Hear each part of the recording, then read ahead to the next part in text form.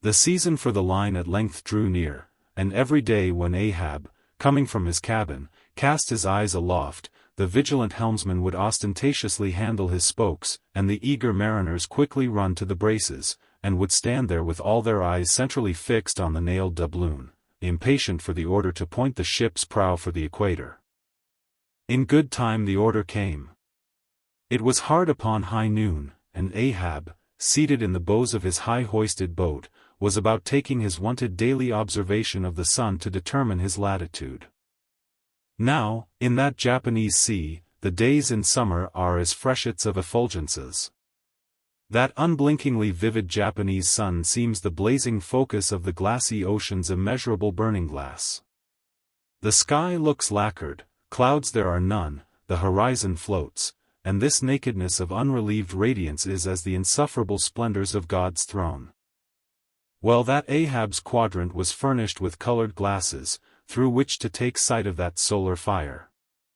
So, swinging his seated form to the roll of the ship, and with his astrological-looking instrument placed to his eye, he remained in that posture for some moments to catch the precise instant when the sun should gain its precise meridian.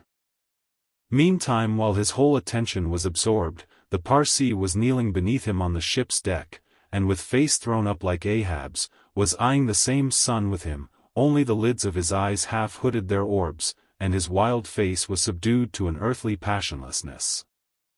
At length the desired observation was taken, and with his pencil upon his ivory leg, Ahab soon calculated what his latitude must be at that precise instant.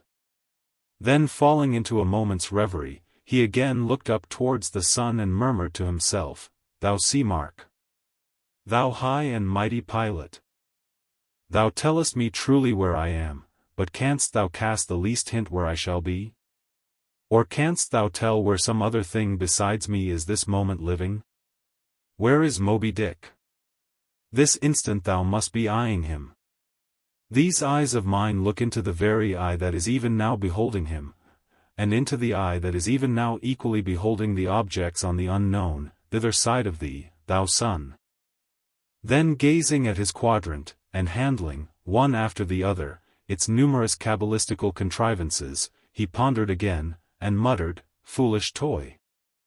Baby's plaything of haughty admirals, and commodores, and captains, the world brags of thee, of thy cunning and might, but what after all canst thou do, but tell the poor, pitiful point, where thou thyself happenest to be on this wide planet, and the hand that holds thee, no, not one jot more. Thou canst not tell where one drop of water or one grain of sand will be tomorrow noon, and yet with thy impotence thou insultest the sun. Science! Curse thee, thou vain toy, and cursed be all the things that cast man's eyes aloft to that heaven, whose live vividness but scorches him, as these old eyes are even now scorched with thy light, O sun. Level by nature to this earth's horizon are the glances of man's eyes, not shot from the crown of his head, as if God had meant him to gaze on his firmament.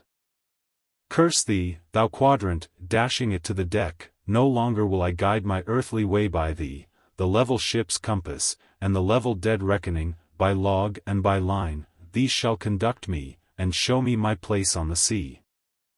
I, lighting from the boat to the deck, thus I trample on thee, thou paltry thing that feebly pointest on high, thus I split and destroy thee."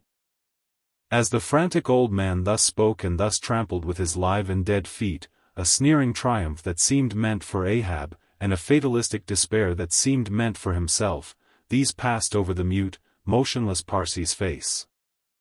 Unobserved he rose and glided away, while, awestruck by the aspect of their commander, the seamen clustered together on the forecastle, till Ahab, troubledly pacing the deck, shouted out, "To the braces! Up helm, square in!" In an instant the yard swung round, and as the ship half-wheeled upon her heel, her three firm-seated graceful masts erectly poised upon her long, ribbed hull, seemed as the three Horatii pirouetting on one sufficient steed. Standing between the knight-heads, Starbuck watched the Pequod's tumultuous way, and Ahab's also, as he went lurching along the deck. I have sat before the dense coal fire and watched it all aglow, full of its tormented flaming life, and I have seen it wane at last, down, down, to dumbest dust. Old man of oceans! Of all this fiery life of thine, what will at length remain but one little heap of ashes? Aye, cried Stubb, but sea-coal ashes, mind ye that, Mr. Starbuck, sea-coal, not your common charcoal. Well, well, I heard Ahab mutter, here some one thrusts these cards into these old hands of mine, swears that I must play them, and no others. And damn me, Ahab, but thou actest right, live in the game, and die in it.